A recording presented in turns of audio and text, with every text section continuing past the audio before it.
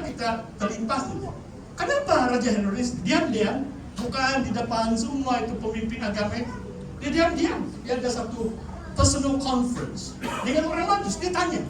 Sebab dia mau tahu Yesus lahir bila. Sebab orang Majus katakan kami lihat bintangnya. Waktu kelahiran Yesus, Tuhan melakukan keajaiban bahkan. Firman yang bersama-sama dengan Tuhan, firman yang itu adalah Tuhan menjadi manusia. It is the most historical event. Peristiwa yang paling bersejarah seluruh dunia. Tidak ada peristiwa yang akan mengatasinya selain kelahiran Yesus 2000 tahun yang lalu. Sampai Tuhan ada bintang yang ajaib. Mungkin di Iran memimpin orang Majus sampai di Yudea. Sudah sampai di Yerusalem pun ada bintang. Dan bintang itu memimpin orang Majus sampai di rumah. Tanda-tanda itu bintang, inilah rumah Yesus. Mungkin baru 6 bulan waktu itu. Sebab orang Majus pun 2-3 bulan lah perjalanan. Dia sudah kembali dari dipersembahkan di bait suci. Yesus sudah bukan lagi bayi yang kecil. Kenapa Herodes tanya? Sebab kemudian dia beri arahan. Bayi yang 2 tahun ke bawah. Nah itulah Yesus mungkin sampai dekat 1 tahun. Tapi raja ini dia tidak mau ada saingan kan. Dia takut Yesus menggantikan dia, merebut taktanya. Dia bunuh semua bayi di bawah 2 tahun. Jadi kadang-kadang cerita Christmas pun dahsyat bahkan. Tadi pun itu tanda perbantahan. Sekarang pembunuhan. Semua ibu-ibu menangis, meratap. Tidak tahu berapa puluh bayi dibunuh di Bethlehem sebab Herodes coba membunuh bayi Yesus. Saudara, dalam Kristus mungkin pastor mau sentuh sedikit. Minta maaf tadi juga kalau tiba-tiba kamu kasih padam itu lagu Christmas. Ini lagu Christmas pun bukan semua rohani itu. Saya terus teringat lah, ini multimedia. Pastor cerita kami di kawasan Mendolo mereka mainkan lagu itu. Mungkin 2018 saya khotbah Christmas di sana. Saya suruh mereka berhenti. Kalau khotbah undangan, hati-hati nanti orang buang. Berita kurang. Kalau saya berani meneguh kawasan lain, kenapa bukan gereja? Gereja saya sendiri kan. Saudara kamu tahu kah itu lagu? Apa yang maksudnya di situ? Saya harap tidak ada orang tersangkut. Hati-hati ini lagu Christmas. Tadi itu lagu dibilang, bermalaman begitu. Keesokan pagi saya beri hatiku kepadamu. Macam pergaulan bebas begini. Lagu itu. Jadi hati-hati. Dunia merayakan Christmas lain daripada orang yang percaya Tuhan. Kita ada kita. Banyak lagu Kristen pun duniawi. Jingle bell itu tiada itu Santa Claus. Jangan kamu percaya Santa Claus. Kadang-kadang saya tengok itu update beberapa gereja besar-besar ini Santa Claus mereka taruh di tengah-tengah gereja. Syukur juga kamu tidak buat di sini. Mungkin pastor suruh kamu angkat keluar. Sebab itu dongeng, itu legenda duniawi, itu mitos. Jangan kita campur aduk yang mitos. Orang Eropa pun itu hanya legenda mereka. Jangan bawa sampai masuk dalam gereja, saudara. Saudara, ini orang Majus. Poin yang terakhir. Pasti mau make one point. Bila mereka sampai ke tempat Tuhan Yesus, mari kita baca ayat 11. Maka masuklah mereka ke dalam rumah itu. Bintang itu berdiri di depan, di tengah-tengah itu, menyinari, memimpin perjalanan mereka. Sampai mereka ketemu keluarga Yesus, mereka masuk ke dalam rumah itu. Ayat 11. Melihat anak itu bersama Maria ibunya, lalu sujud menyembah dia. Saudara, kalau bahasa Melayu pun jelas juga. Menyembah dia itu menyembah siapa? Orang Majus. Dengar ini baik-baik. Ada dua, sebab dia masih kecil kan, mungkin 4 bulan, kita tidak tahu 6 bulan. Jadi Maria sedang mengasuh. Jagalah bayi, mungkin dia baru mau merangkak, tidak tahu. Yang menyembah dia itu apa? Kalau kita sesat tafsir, sehingga ada gereja Tuhan sampai hari ini menyembah itu Maria. Mereka katakan itu Bonda Maria. Tidak, saudara. Itulah pentingnya tahu bahasa Yunani. bahasa Yunani itu pronoun itu he, worship him. Lelaki, orang Majus bukan menyembah Maria, mereka menyembah itu bayi Yesus. Luar biasa kan saudara?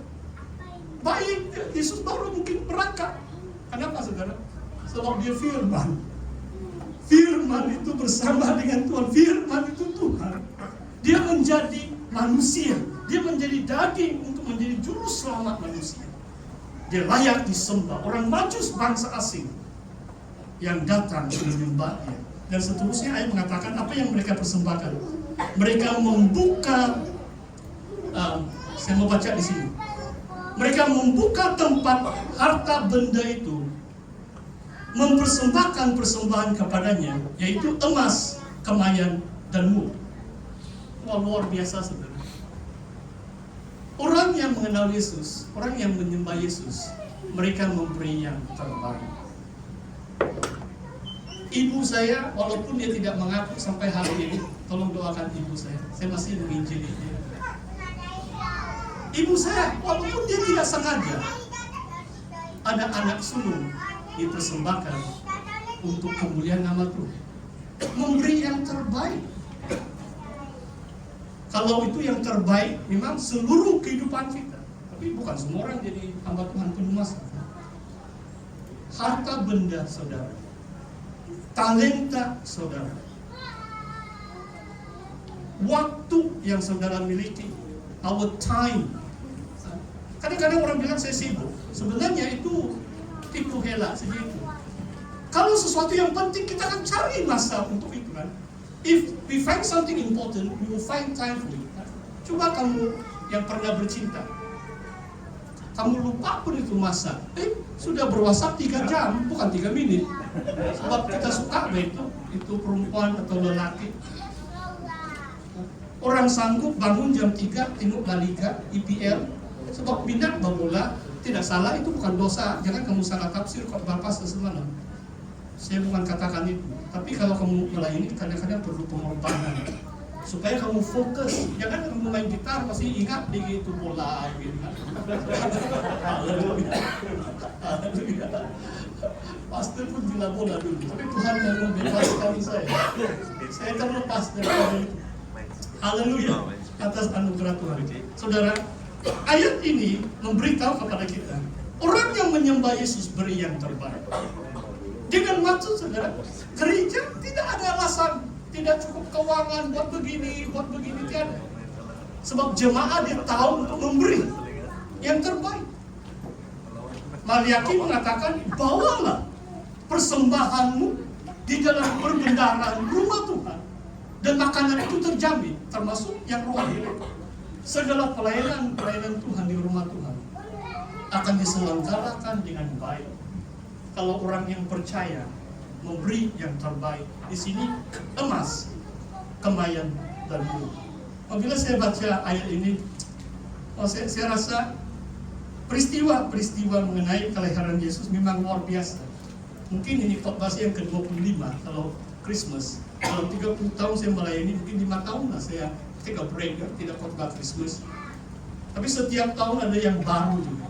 Dan saya berdoa saudara, melalui perkongsian firman Tuhan, ada sesuatu yang baru kamu terima hari ini, menjadi berkat santapan rohani buat saudara, membawa bekalan itu masuk tahun yang baru, supaya saudara bersemangat untuk melayani Tuhan. Mari kita berdoa.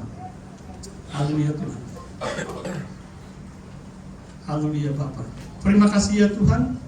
Bapa, kami bersuka cita atas masa ini yang kami dapat belajar firman Tuhan.